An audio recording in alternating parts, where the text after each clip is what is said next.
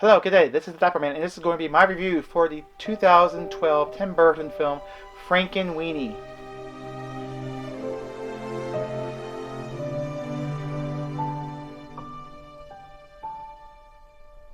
Frankenweenie is oh, check this out, black and white, which fits exactly the tone of this movie because this movie is done in black and white. So, hey, this works out perfect. All right, I'm digging it. Frankenweenie is a film that is directed by Tim Burton and it is produced by him as well. It also features a score by Danny Elfman. Who would have guessed? Who would have guessed? It also features the voice talents of Catherine O'Hara, Martin Short, Martin Landau, Charlie Tahung, I believe I'm saying his last name right, could be wrong, and Wyone Ryder, which basically has every Tim Burton actor and actress except for Johnny Depp, which is a shock. A Tim Burton film without Johnny Depp? What's going on? The, the Frankensteins, which is quite cleverly named for Frankenweenie, has just lost their dog Sparky to a freak car accident. And as Victor mourns through the loss of his dog, he is in science class, and they go through a science experiment of not really bringing back to life a frog experiment, but brings some shock and stimulation, and it gives Victor Frankenstein a pretty different idea of how he can get his dog back. So after taking the idea home, he starts to experiment after digging up his pet dog Sparky in a pet cemetery and brings him pet cemetery. I see what you did there, movie.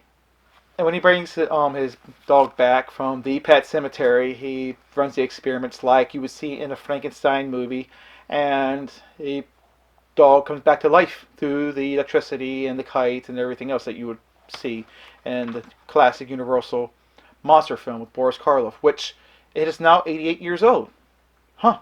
I just looked that up, by the way. So today, or this month, is the anniversary of the Universal monster movie Frankenstein. So as the science fair is coming, they begin experiencing the implications of this project, which, has it gone wrong?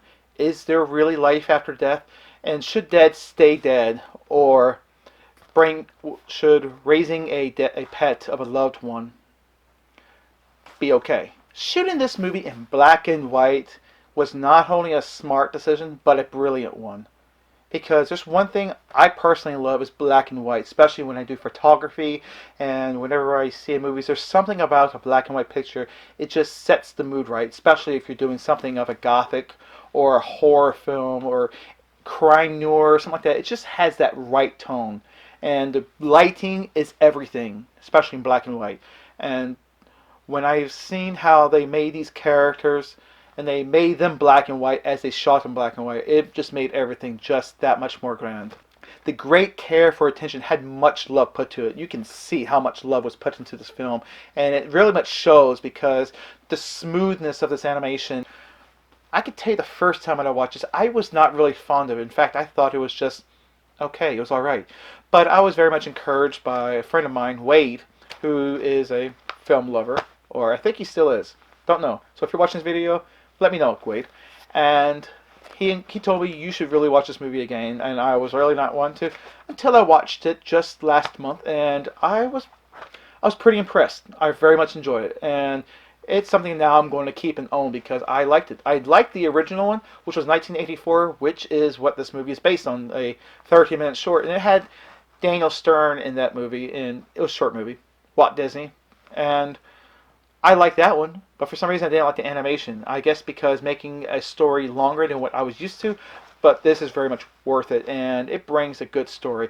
It also has some pretty good dark black humor, and I am a fan of dark humor.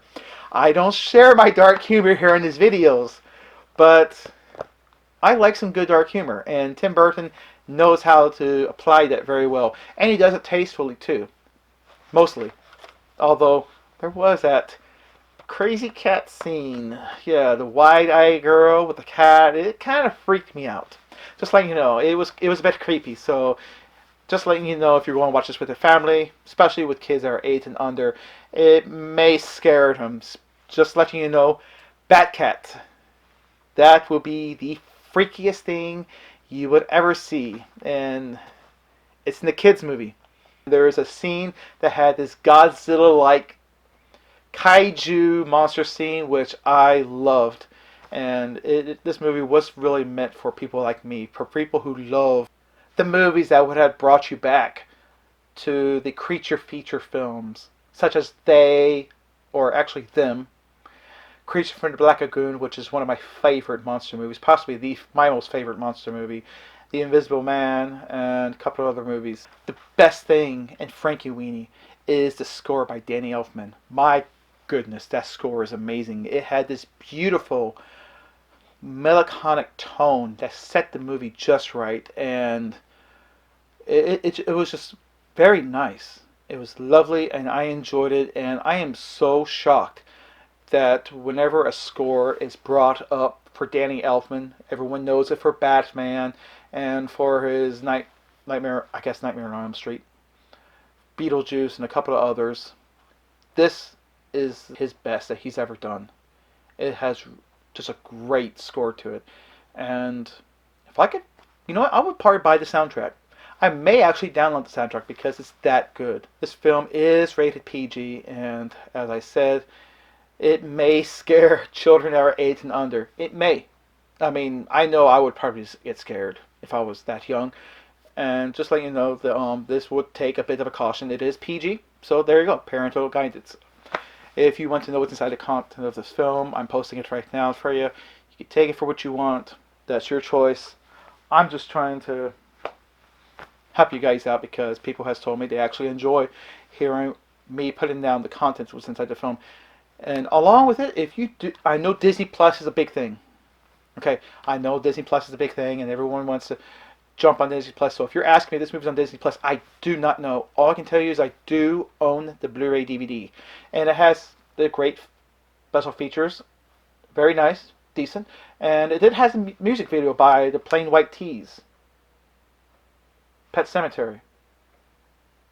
I'm still just baffled about that. That just it used a Pet Sematary joke and a couple of times too, and they put us in the kids film.